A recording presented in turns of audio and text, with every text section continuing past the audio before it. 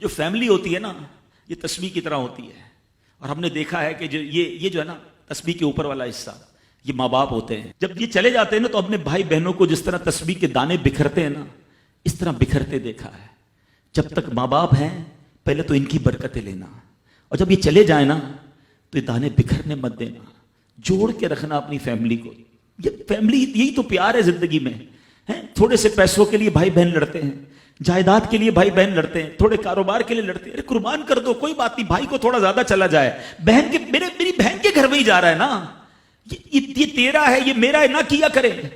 یہ گھر کی محبتیں آپ کو بہت ساری بیماریوں سے بچاتی ہیں. حدیث پاک میں آتا ہے جس کا مضمون ہے جو چاہتا ہے کہ اس کی زندگی میں اضافہ ہو جائے، عمر میں اضافہ ہو جائے، بری موت سے بچے، اسے چاہیے کہ وہ صلہ رحمی کرے. صلہ رحمی کیا ہے؟ اپنے رشتہ داروں کے ساتھ اچھا سلوک. اور رشتہ داروں میں the closest family member جو ہے وہ بھائی بہن ہیں، وہ ماں باپ ہیں، بیوی بچے ہیں. ارے ان کو چھوڑ کر دنیا سے محبتیں جتا رہے ہو؟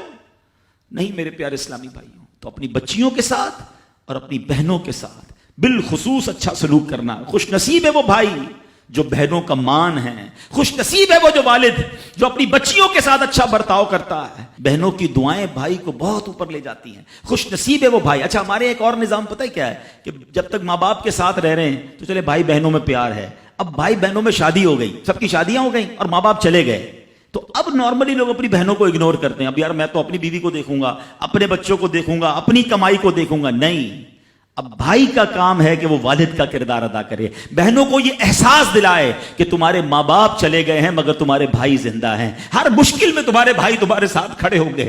کبھی بہنوں کو یہ ریئلائز مت کرانا کہ وہ اکیلی کہیں کسی پرابلم میں ہو تو وہ اکیلے میں سوچے کہ میرے ماں ہوتی تو میں ماں سے بات کر لیتی، باپ ہوتا تو میں باپ سے کہہ دیتی، بھائی کو کیا کہوں وہ تو سنتا ہی نہیں ہے.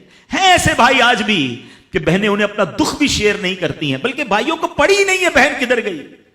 یہ مت کرنا. اگر تم اپنے ماں باپ کی روح خوش کرنا چاہتے ہو نا تو بھائی بہن جڑ کے رہو، بھائی بہنوں میں پیار رکھو. یہ پیسہ سب کچھ نہیں ہے. ارے جو کچھ میرے پاس ہے اگر میرا بھائی بہنوں پہ خرچ ہو جائے تو اس سے اچھی کیا چیز ہے. یہ یاد رکھے جو سوشل میڈیا پہ ہزاروں فرینڈ بنائے بیٹھے نا کہ میرے 5000 فرینڈ تو میرے 10,000 فرینڈ، کسی دن بستر پر پڑو گے نا اسپتال میں تو اس بستر کے کنارے تمہیں تمہارے بھائی بہن ہی نظر آئیں گے.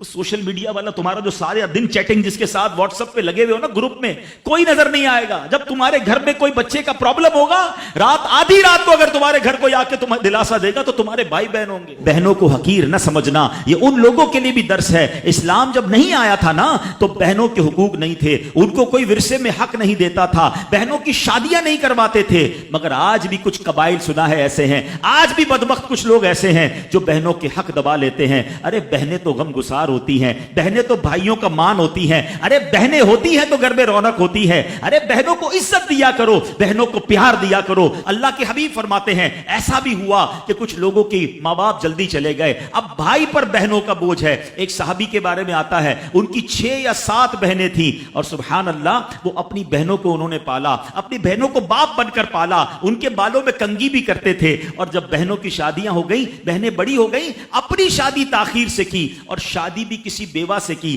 پوچھا گیا کہ کیوں بیوہ سے شادی کی؟ کہا میری بہنوں کو ایک ماں کی حاجت تھی، میں کوئی جوان لڑکی لے آتا تو بہنوں کا کیا ہوتا. اللہ اکبر. یہ صحابہ کا انداز. اور آج جو بہنوں کا حق دباتے ہیں، آج جو بہنوں کو ذلیل کرتے ہیں، نہ کرنا. ہمارا اسلام بہنوں سے محبت کا درس دیتا ہے.